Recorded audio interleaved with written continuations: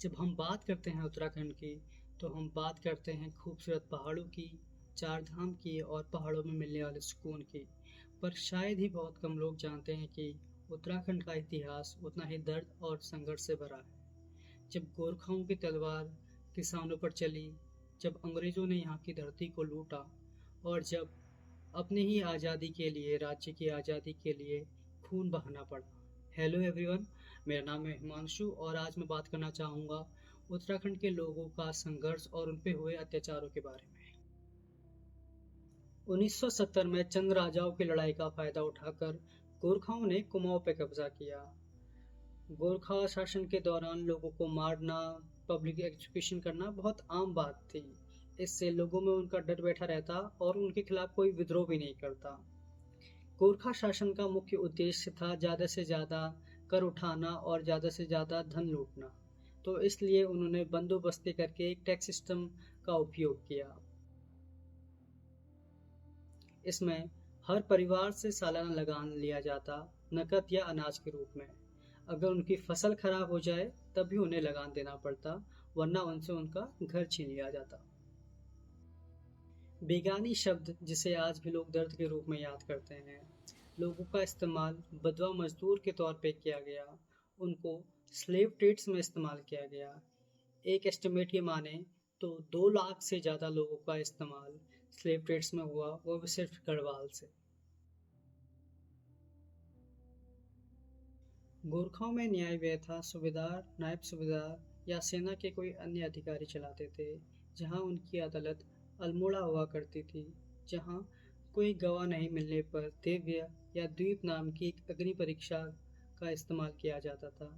यह 3 तरह से प्रचलित थी: गोला द्वीप, कड़ाई द्वीप और तराजू द्वीप। कोला द्वीप में आदमी को लोहे की गर्म रॉड को लेकर कुछ देर चलना होता। कड़वाई द्वीप में आदमी को गर्म तेल के अंदर अपना हाथ डालना होता।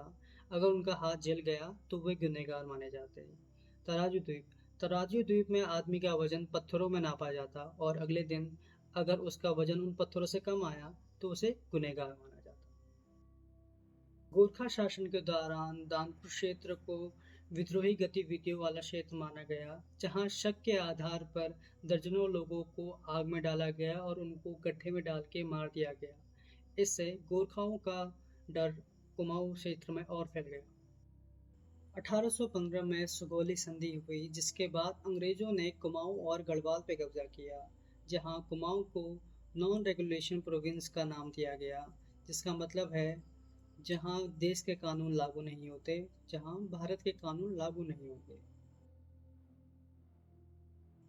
1878 में इंडियन फॉरेस्ट एक्ट लागू हुआ, जिसके तहत 60% जंगलों का अधिकार अंग्रेजों के पास चला गया, जहां ग्रामीणों के पास लकड़ी काटना, चारा काटना और जहां तक कि फूल तोड़ने तक की अनुमति नहीं थी। अगर उन्हें देखा जाता तो उन्हें दंड दिया जाता या जेल भेज दिया जाता।